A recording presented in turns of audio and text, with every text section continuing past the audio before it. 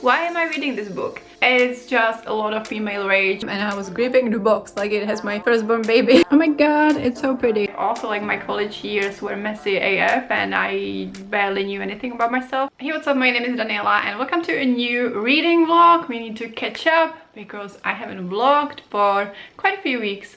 This is the last weekend of May and I haven't vlogged the whole May, so yes, first I will want to catch you up on my reading because I didn't read that many books, so I can easily catch you up. Then we will do a live update and I will catch you up on what's happening this weekend. So it might be just a weekend vlog, maybe.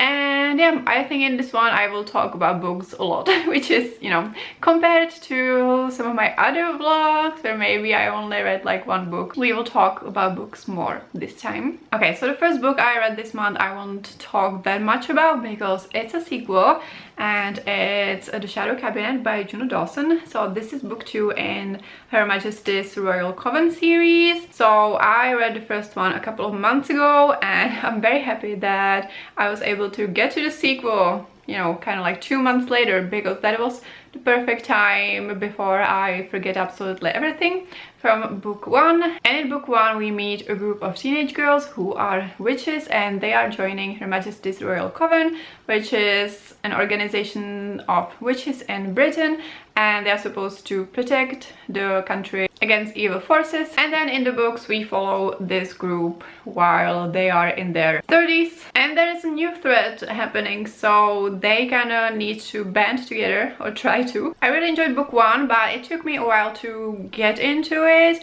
so I ended up giving that one 4 stars. But yeah, I became quite invested in the world and the characters, but this one, I gave this one 5 stars. I thought it was more balanced, and probably because I was more invested in the world and the characters by this point. Without spoilers, in this one we get a new, unexpected point of view and I was absolutely here for it. I love that character. And even though they were technically a villain, they had some good points. The first book deals with transphobia a lot and overall the series is very queer. I don't want to say too much about the sequel, but this one deals a lot kind of about general misogyny. So this was 5 stars. I hope to continue with the series very soon. And then I read a book that made me fail my reading goals, because one of my reading goals is to read all the books I get within the next 3 months.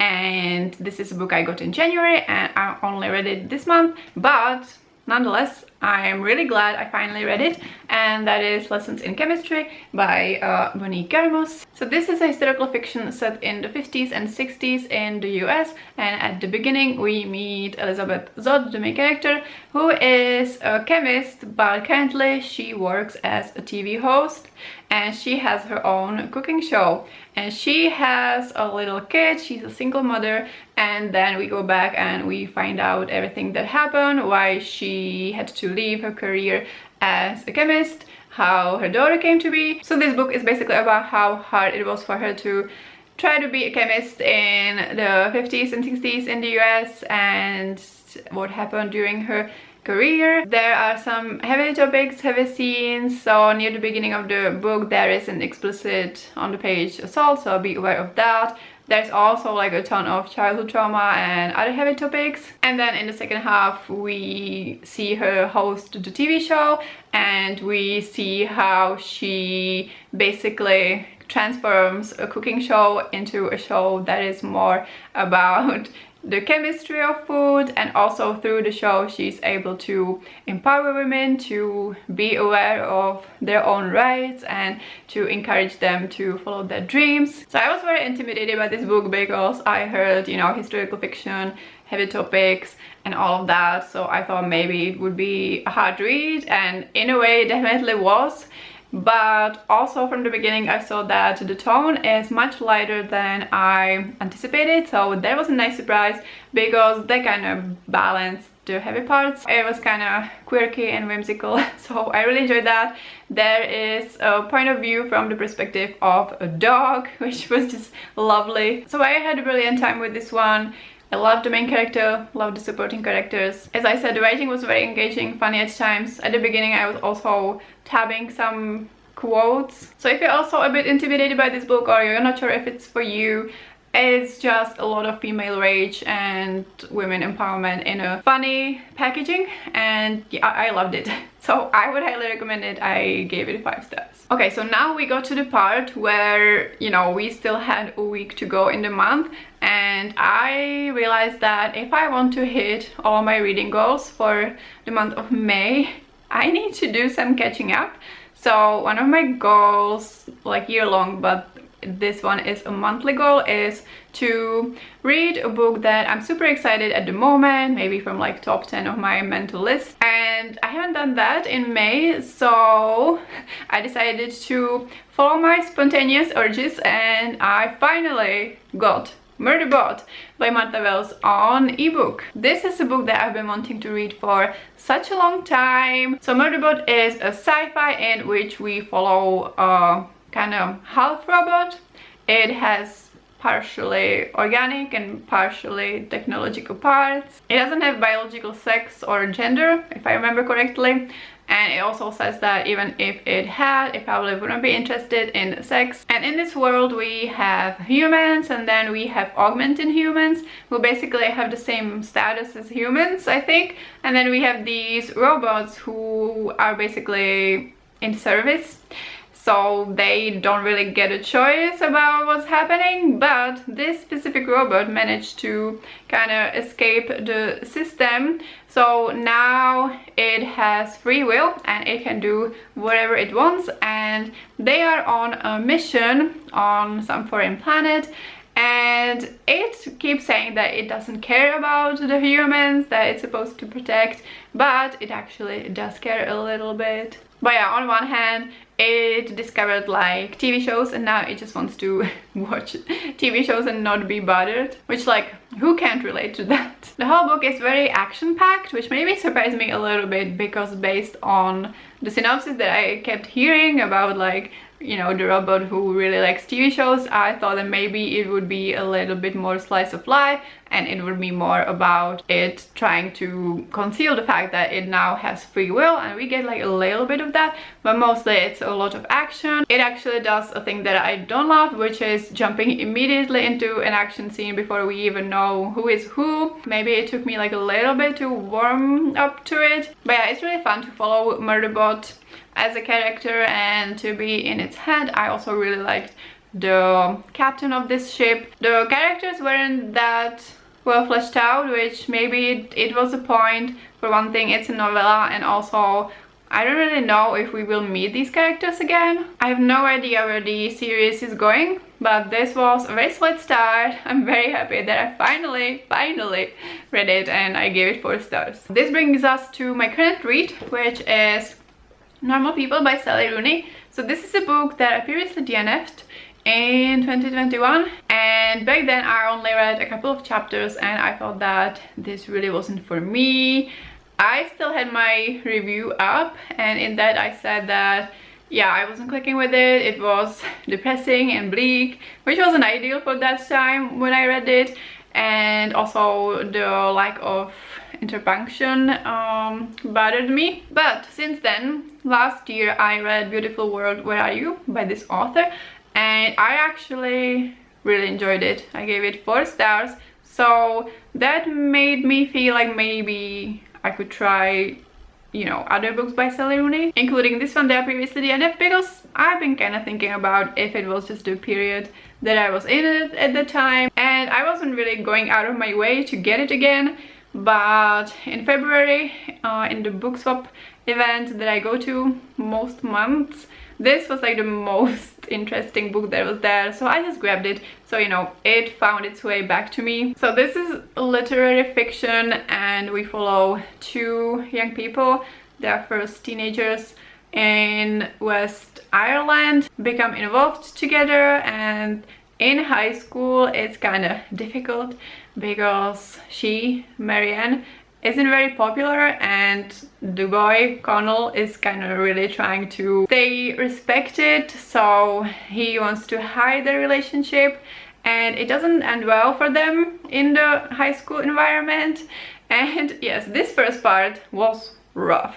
because yeah, the high school drama and the way they were behaving, that was, yeah, really annoying. But now they're in college, which is kind of much better. I got past the part where I lost DNF pretty quickly, and I am now on page 162, and yeah, it's going much better than it did the first time. So that's that for my reading update. I also hauled 2 books, but these books aren't going onto my TBR because they are special books. So I found 2 Spanish books super cheap on a secondhand bookstore website, and so I grabbed them because right now I'm kind of reading or trying to read Spanish books as you know, study practice, and these were like maybe for €1 both, and also I had store credit, so basically for free. And I got Tenía que pasar by David Yoon. So this is called Frankly in Love in English. I don't really remember the synopsis of this one. It's a young adult book, and it's just a book that I am like not that interested in to, you know, to read it in English, but when it was basically for free, I might use it as a study book, and young adult should be good for that. And then I got also a super random book, and that is La Posesión de mi Hermana by Yolanda Camacho, and this is a middle grade with a really big font, so should be a quick read, maybe, to get through it. Depends on the vocabulary in this one. I am currently reading The Little Prince in Spanish, but again, that is outside of my TBR. For one thing, I have read it in other languages, but the Spanish books are just completely separate from my reading. So that was the lengthy reading update, and now I am tired because I've been talking for a while and I haven't been feeling that well since yesterday, so I will leave the life update for a bit later. But yeah, today is Friday evening, so I will be going out, but I'm not. But maybe that means that I will make some progress in Normal People.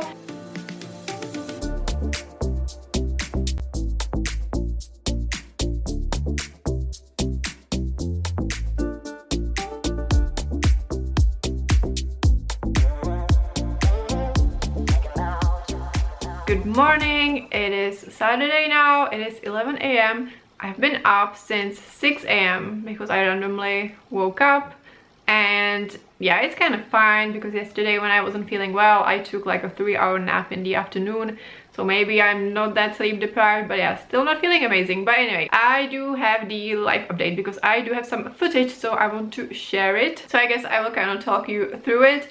I will be looking at my phone because I never know what I did. Like when I talk to my mom, she's like, what did you do this past week? And I'm like, let me check my calendar and I will tell you. So at the beginning of May, we decided to have some hot days, which I'm very much here for. I've been waiting. I've been waiting for 84 years. And when warm weather starts, there are a lot of kind of open air festivals in Prague.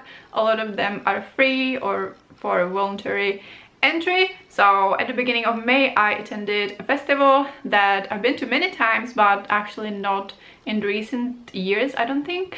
And yeah, it was happening on an island, and the weather was gorgeous, and I saw 2 music sets, and basically both of those became my new favorites, so that was very successful. But unfortunately after that I got sick, so nothing interesting really happened for the next week and a half. I've been better for the last 2 weeks, and I had more lovely coffees with friends. I also had 2 work events, like drinks with work, and we usually don't have like drinks even once a month, but this time it was like, you know, twice in 2 weeks, which is unusual, but it was all right. And then I went to another open air festival, and this one is really cool. All of Prague seems like crams into this one street that has a lot of pubs, and there are stands with food and drinks, and there are also music acts. And yeah, so I saw a few music acts, and again, one of them became my new favorite.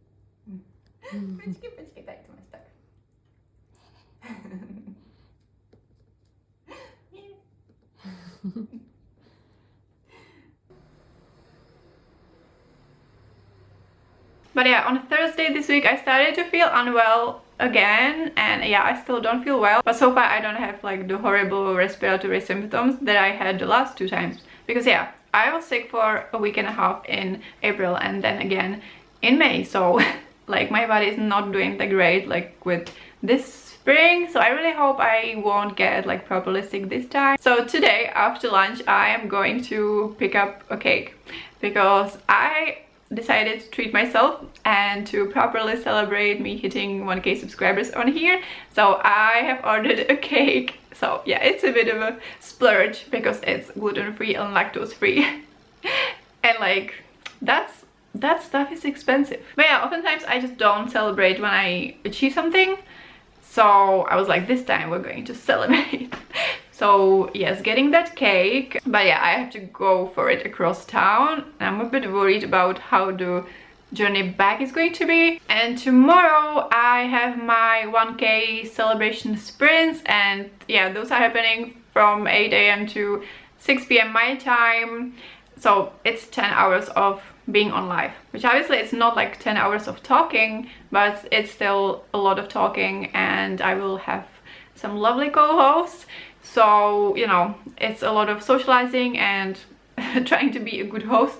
So I really hope I will feel, you know, well enough to be able to do it well and to be able to enjoy it. I also do have a reading update. So because I was up so early, I had some time to read and I finished Normal People. So I have very conflicted feelings about this one, and maybe they will still marinate. I am glad that I gave it a second chance after DNFing it the first time. This time I definitely enjoyed it more from the beginning. I think in the end I will give it 4 stars, but yesterday it kind of had me in a philosophical existential crisis of, why am I reading this book? What am I actually getting out of it? So as I said, we follow 2 main characters in this one, and it is very depressing. The dynamic of their on and off relationship is not very healthy. They do miscommunication a lot, especially the female main character went through a lot of abuse as a child, and actually like whenever she comes home the abuse at her home still continues. So that was very bleak to read about. I'm not saying that a book can't be a bit depressing. I just have a bit of a problem with the books that are kind of bleak, and then maybe we have like a sliver of hope at the very end. I kind of prefer when we start moving and like developing and changing throughout the book, which we kind of see for one of the characters, because the male main character got to therapy, which was good to see, but she didn't, and maybe she needed it. Well, she definitely needed it. I don't dislike the ending, but I just think with the books that have this mood and this structure, it's maybe good like once in a while, but it's just something that I wouldn't want to be reading all of the time. It brings you down, and even though like some aspects of it were interesting, I really wasn't sure like why. Actually, maybe this book would be better, like more beneficial for me if I read it during the time it was set in, which was like the early 2010s. Also, it's not like it's like totally like unrelatable. Like they were studying English, which I did study English in Czech, so I was kind of familiar with some of the kind of like pretentiousness and, you know, some of the discussions. And yeah, like also like my college years were messy AF, and I barely knew anything about myself, and there was a lot of unresolved stuff. So I can't say that it was like completely foreign to me, but yeah, I'm just not sure what it's bringing to me right now at this point in my life. I will say that it was really nice to see Trinity College in Dublin as a setting, because I was just there for the first time in March, and yeah, I have a vlog up. So I walked through the Trinity College campus, so it was a really nice setting. Also, the writing didn't end up bothering me like it did the first time, like the lack of interpunction, and it also like includes so many details. So for example, when people are sitting in a room, the author really describes like every step of them making a tea, or just like every move and every glance, and I kind of enjoy that. The writing is good. It is recommendable if you really like literary fiction and you want to read about depressed people having a messy relationship, which you might want to. So in that case, go ahead. Alright, and now for the reading plans for the rest of the weekend. So as I said, I'm trying to, you know, reach my goals, and I think for the goal of reading everything that I got 3 months ago at the latest, I think I only have one book to read that I got in February to hit this goal, but there's a catch. So the book I need to read is You're the Problem, It's You by Emma R. Alban, but this is a sequel in a loose series, and the first one is More Than a Best Friend. I have read this one a few years ago, but I really wanted to reread it before going into this one. But can I actually read 2 books during the weekend when, like, I won't have that much time today? And yeah, I will have time tomorrow during the sprints, but I will also have to do some other things during the sprints probably. So I don't know if to risk starting this one, but you know, like in this one, this will be like an established couple. So I don't know what to do. And I'm sure it would be a quick read, but it's also 370 pages, so not that short. But you know what, I might actually risk it because I did want to reread this one, and it would be a weird order to reread it after reading the sequel. And I think even like if I manage to start this one during the weekend and don't quite finish like until the end of the month, like if I finish a few days later, I would still kind of count it as a win because it's my challenge and my rules. So we might go that route. Okay, next time you see me, I might have a cake with me. Well, currently I'm waiting for groceries, and I'm probably going to have frozen pizza for lunch because I won't have the time and energy to cook. And that's like my little ritual, like when I go through the lengths of like putting together a meal plan and then putting together the grocery order and then receiving it and putting it away, I usually just have a frozen pizza as a reward, and then I have all of the ingredients to cook with later.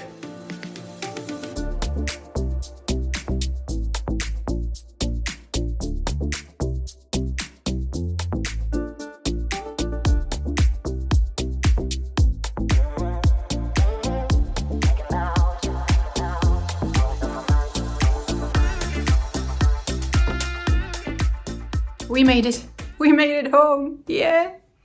I decided against the cab at the end because I was just like, let's just take it on the tram, it's going to be bumpy anyway.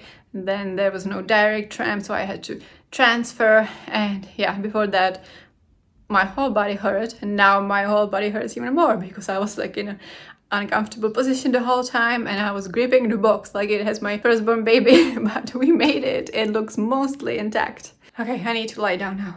Also got one macaron that did not really survive intact, but that is fine. Oh my god, it's so pretty. And yeah, it's just like a tiny bit cracked over here, but that's fine.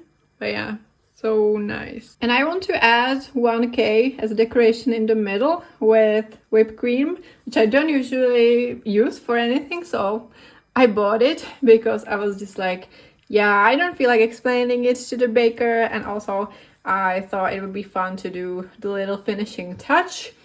There is space for it. For some reason I thought there would be like a chocolate on top, so there would be like, you know, white on black. So now it's going to be like white on off-white, but hopefully it will work. Okay, that kind of works. It's not that easy. Can you tell what it says? Oh my god. Okay. I haven't cut into the cake. I think that will make it also very messy, because I don't have like any cake or bread knife. I only have a butter knife and then like a very small kind of dull knife that I use for cutting vegetables. So I think that will make a mess, but it doesn't matter because, you know, I've already documented how it looked. So yeah, now it might be a bit awkward when I give it to people, but it's going to be fine. And yeah, I haven't read because obviously I've been quite busy, and now I'm also messaging with people back and forth about tomorrow. So we will see if I will settle down after dinner and maybe start reading my books, because now it seems unlikely that I'm going to finish 2 books before the end of tomorrow. Okay, let's see.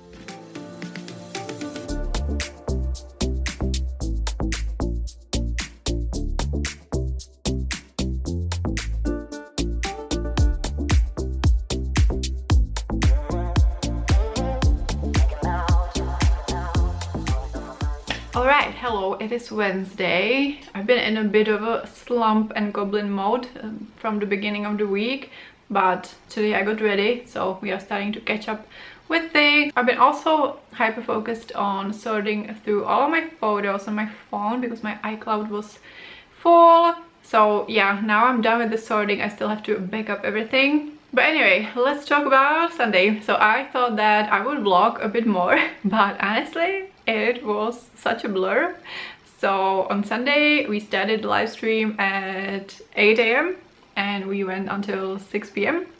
And in the morning, so two of my co-hosts were already starting with me, which was very lovely to not have to start alone. And I ended up having 7 co-hosts in total throughout the day, which is an amazing turnout.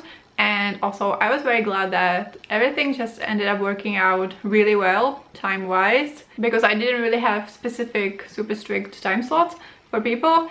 I was just thinking that it would naturally work out that some people will come in the morning and then some people will come in the afternoon, and that's exactly what happened. So yes, and we also had no technical issues really. So from my perspective, it went really well. I had a blast, and yeah, I really hope that other people had a good time as well. We chatted, we did games, and we were productive.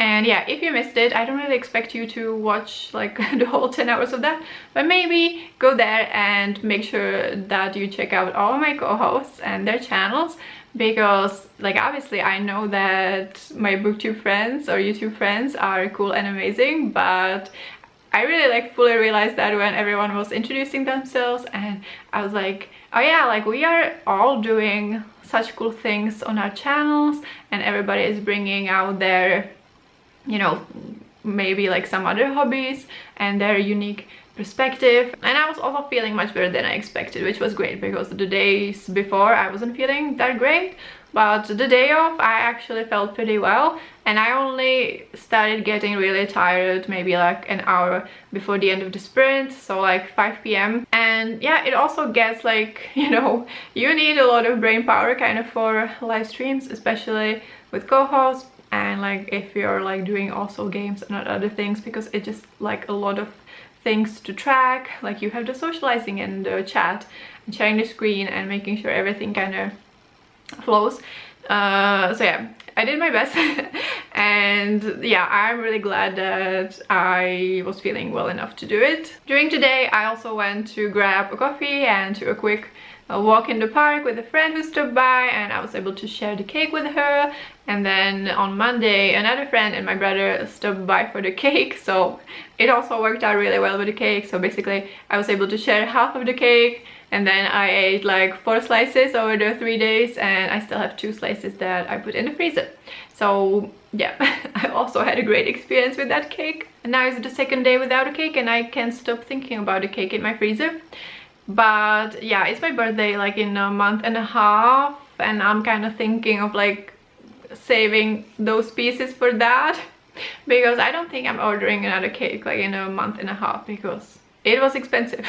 But yeah, to sum it up, I'm just so glad that I decided to go all out on the 1K celebration with the cake and also the event, which was, you know, my biggest sprint event that I've ever organized. Like I've never had that many co-hosts on sprints, and I have never ordered a whole cake. So it was just a bunch of new experiences, and yeah, it was super lovely. And now I'm like, okay, now it's time to get back to work to hopefully make some good videos. Reading wise, I didn't end up reading as much as I wanted. I mean, my plans were like super ambitious, but I thought that I would finish More Than a Best Friend on that day, which I didn't, but I almost did. I had like 60 pages left maybe for Monday, but I'm still counting this book into May because I read the vast majority of it in May. And yes, this was a reread and I had such a blast rereading this one. I don't remember how much I said about this book in the previous updates, but basically we follow 2 young girls. They are, I think, 20 and 21 maybe, and they are supposed to get married, but none of them has really been interested in any men, but they are not quite yet aware that they are interested in women, or they could be. So we have all the tension of one of the girls that kind of is being forced to get married because otherwise her and her mother wouldn't have any money and no place to live, and she's not interested in the man. She realizes that she's never been interested in any man and that she really wants to be with Gwen because during the ball season they hopelessly fall in love with each other, but they just don't see a way to be with each other, except for the fact that, you know, if their parents marry, they could live together and kind of stay under the radar. This book is so fun. There are many hilarious situations, and, you know, they do a lot of shenanigans to both like sneak off and make out, and also with trying to get their parents together. I really loved the side characters as well. It's just, you know, kind of family and friends, and so you have that group dynamic aspect as well. I was rooting for their romance and also for their parents' romance again. We have a bit of politics in this one because they talk about the Matrimony Act, which would allow women to divorce their husbands. There are a lot of people, mostly men, who are against that. I also appreciated, and it was a fun element, how they talked about their clothing. So a lot of the times I wasn't necessarily sure about which clothing they're talking about. Also, like in spicy scenes, like they took like such a long time to undress because they had all of the layers and I wasn't sure which layer is. But also when like going to parties and like to the theater, they talked about how like uncomfortable and impractical the huge skirts were. And what I like about contemporary books that talk about this period is that, you know, this book can kind of involve everything that books that were actually written at that time necessarily didn't, like, you know, going to the bathroom and stuff like that. I love Gwen and Beth together. I prefer when like the third act breakup is because of external circumstances that they have to hack and figure out, instead of if one person of the couple or both of them are being jerks and then they kind of have to apologize. So in this case, yeah, it was about figuring out the situation and fighting against the odds and all of that. And they kept like secretly holding hands like under their huge skirts. It was just, yeah, it is the sweetest. It is one of my favorite sapphic romances. So I gave it 5 stars again. I'm really glad I reread it in preparation for reading the sequel, and I jumped into the sequel, which is called The Only Problem It's You, and I thought that I would be done by this point in the week to be able to wrap up this vlog, but I am not yet. So I think I will keep this vlog going to be able to also review this one. So currently I'm on page 119, and in this one we follow basically cousins of each of the girls from the first one. So we have James, who is Beth's cousin, and then we have Bobby, who is Gwen's cousin. James newly acquired the title of a Viscount. He has an abusive stepfather and he has a really low self-confidence, which kind of manifests in other people around him thinking that he's arrogant and boring, and he's just trying to step into himself and his new role. Like he goes to the parliament. And then Bobby is a younger son and he just watches his brother, who gets to do all of the important stuff for the family, and he gets to go to the parliament, and everybody kind of dismisses Bobby because he doesn't really have any political power and he doesn't get to go to the parliament, which he would be interested to do. So now he's like, okay, what do I do? How can I be useful? And also his father recently died and he had a bad reputation, so now that's reflecting badly on him. And this book is very different from the first one because in this one we are in the men's world, and that is very different. So we get to see the parliament scenes and also the London gay underground world, which is super interesting. So there was a funny scene because James is new to town, like he was, you know, in college and then lived in the countryside. Now he's kind of new to London and the society and stuff. So they went to a ball and he met a bunch of people, and then he decided to try out a secret gay club. And he gets there and like half of the men from the ball are there and they're kind of like, oh hey, nice to see you. But it also gets heavy because obviously queer people didn't have a great time back then. So there's also like a guy who is a blackmailer, and he used to be involved with James, and you know, there's talk about like the danger of going to prison and the family kind of being ruined by that. So yeah, it's getting real. And so far there's a lot of animosity between James and Bobby. I think it's going to be like enemies to lovers, so I'm waiting for them to like go there. But yeah, so far there's just like a lot of fun tension and animosity between them. This book is again quite long. It is 380 pages, but I'm really hoping to finish it up quickly and yes, be able to wrap up this vlog. Oh, and also Gwen and Beth are once again playing matchmakers, so they are thinking that if James and Bobby would get together, it could be really advantageous to them as a couple. So the matchmakers are back at it again, and obviously we still have all of the characters from book 1 who are very much in the book. So that's really lovely because, you know, I really enjoyed the characters in the first one, so I always love when we get to a sequel. And apart from like getting to know these new characters a bit more, we also have the whole gang from the first book.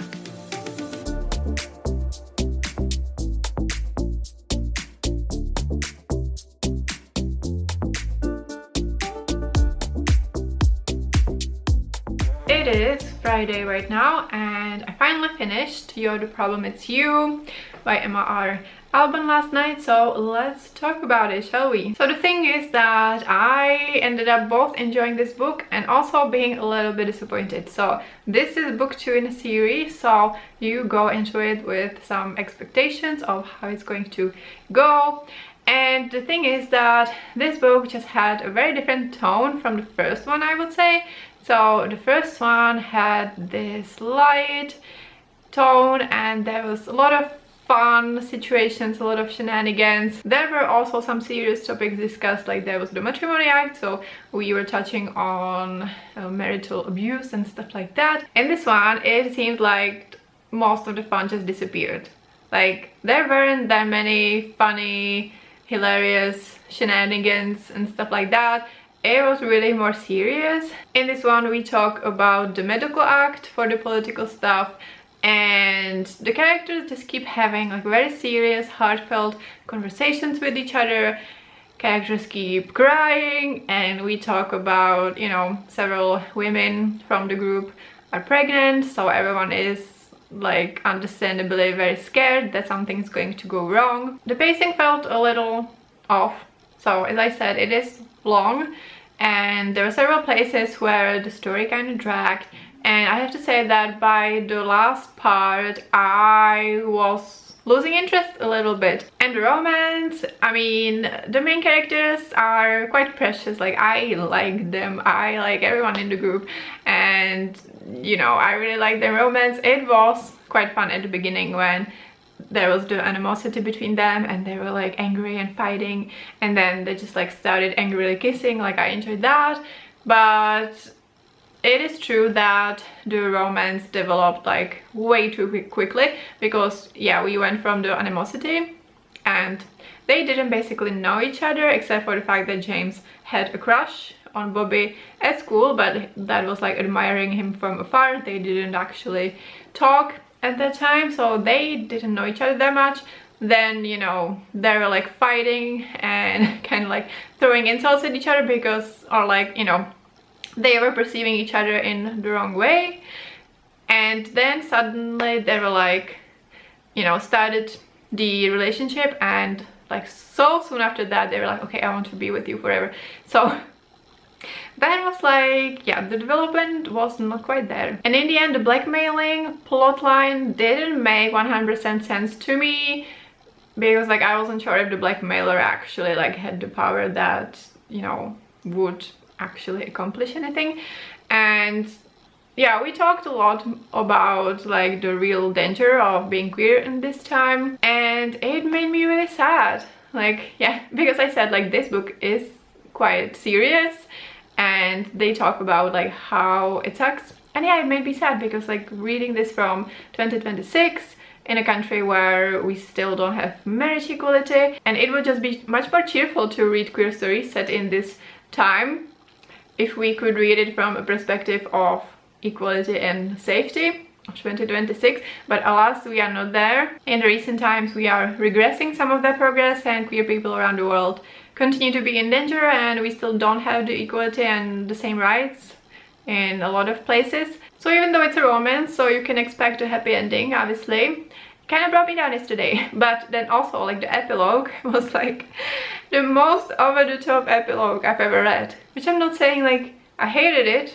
I'm just saying it was over the top. And also, yeah, while I was saying that the series, and especially the first one, was like super cute and super fun, there are also really good steamy scenes in both of those books. But overall, yeah, I'm not sure if I want to give it 3 stars or 4 stars, because I think that kind of the quality, or like the romance itself, deserves 3 stars, but also like it has the group dynamic and like seeing all the characters, and also seeing the continuation of Gwen's and Beth's story from book 1, going for it. So yeah, I don't do half stars, so yeah, I might give it 3 stars. But yeah, definitely don't regret that I read it. It was great to be back in that world. I just had some critiques about it. Okay, I still want to do 2 more things before we close off this vlog. I think it will be long, so like, if you're still watching, you're the best. And so the first thing I want to wrap up is the Spring Reading Challenge by Victoria from What Victoria Read. So this was going on March, April, May. I made a whole TBR for the whole bingo board, and yeah, I didn't even end up reading like half of them, but you know, I tried. So in the end, I kind of ended up reshuffling the prompts to hit 2 bingos, so that's not too shabby. I had troubles placing Murder Boat anywhere, so I just ended up putting it in the like free joy self-care space, because it is a book that I was really excited about, so it kind of fits there. Then also, yes, I did put Normal People on the food on the cover. I mean, there is a sardine box on the cover. It took some, you know, imagination with the prompts to actually be able to hit the bingos. But yeah, even though I didn't do as well as I maybe expected with the challenge and read fewer books, I always have so much fun with this challenge. And yeah, Victoria is currently planning the autumn one, so definitely go out and check her channel so that you can participate in the autumn one. With the books that were on my Spring Reading Challenge TBR that I didn't get to, I will try to still keep them in mind and hopefully get some of them read in the next quarter. We will see. Okay, and then the very last thing I want to do in this vlog is to do a little Q&A section. I didn't get that many, which is completely fine. Maybe you weren't feeling that nosy, but I'm going to answer the ones I got. So I got a bunch of questions from Booksaras, and the first question was favorite book of all time. So I kind of have 2, I guess. Well, I'm going to mention 2. And so the first one is Pride and Prejudice by Jane Austen, and the second one is Eleanor Oliphant is Completely Fine by Gail Honeyman. So this one is comparatively a newer favorite, even though by this point I have read it for the first time probably 7 years ago, something like that. And I have only read this one twice, whereas I have read Pride and Prejudice almost definitely more times, and I read it for the first time in high school. So if I were to choose only one, I would say Pride and Prejudice. Next we have most overhyped book you have ever read. So I don't think I have one, but definitely sometimes there are some books that have big marketing budgets and then I read it and I don't think it's anything special. For example, you know, when there were like the Shari Lipina thriller books, A Couple Next Door, which was everywhere, at least like in the Czech Republic, like you couldn't escape it. And then I read it and it was quite silly and not that good. So that is one example. In the romance genre, let's say like The Hating Game, everyone loved that and was obsessed, and it is one of my least favorite romances. So in general, it's just either books that get like an insane marketing budget that doesn't have anything to do with the quality of the book, or some books that are like almost universally loved, but I for some reason really don't click with them. Next question is a guilty pleasure book, and I have to say that I just don't engage with the concept of a guilty pleasure reading anymore. I guess my brain is kind of like unable to not take it literary, and I read good books mostly, I think, and I don't feel guilty about reading any of them, so I don't have an answer for this one. And then we have a favorite genre and if that has changed throughout the years. So when I was like in high school, college, I read a lot of classics and literary fiction because also I was studying, you know, English and Czech, so that was kind of connected to that. And then I continued to read a lot of contemporaries. I also had a thriller phase when I read a lot of thrillers, which I really don't anymore. So contemporary is one genre that I always read and that has stayed as one of my favorites. What I added as a favorite genre is romance. I definitely didn't read that much romance like in my early adulthood. And also non-fiction. Nowadays I read much more non-fiction about social issues and also some memoirs than I did in the past. Okay, and then I received a travel related question, and that was, what's on top of your travel list right now that you don't have concrete plans to visit yet? Okay, so as of now I actually don't have absolutely anything booked except for a trip to Germany, and I have a lot of places I would like to see, so I will try to keep this short. So the first category is kind of more places in countries that I've been to and really loved. First of which is the UK. So I've been to London several times. I adore London, and I also been to Manchester, Edinburgh and Glasgow. And there are definitely many more places in the UK that I would love to visit. Then another one of my favorite countries is Spain. So I have been to Barcelona and then Gran Canaria 3 times. And I would definitely love to just go kind of anywhere in Spain and the other Canary Islands as well. I have in my mind a tour of Baltic countries, so visiting Lithuania, Latvia and Estonia, and then also visiting Polish cities because I've never been to Poland, which is our neighboring country, and yeah, it's just, I should go. One of my top destinations throughout my whole life remains to be New York City. It really is. But I definitely don't have plans to go there until things are sorted. Then also other cities in Italy. I have only been to Milan. Then also I haven't been to Balkan countries, so that whole area. And then also Vietnam, Thailand, Australia, New Zealand. There's a lot. Okay, I'm going to end the Q&A here because I could yap for a long time. So thank you for submitting the questions, and I think with that we can close off the whole 1K celebration, you know, all of the things that we did. Thank you so much if you have participated in the celebrations in any capacity. Thank you if you wrote me a message to congratulate me. I was blown away by the support I received, both by, you know, people online and my booktube friends, but also from my friends and family here. And you know, most of the people don't make content themselves, but they still show up to support me, and yeah, I just can't say how much I appreciate it. I felt very supported and loved during this whole celebration like period, so thank you so much. But that would be finally all for this vlog. If you watched this far, don't forget to click the buttons below, including the notification bell, and thank you so much for watching, and I will see you next time. Bye!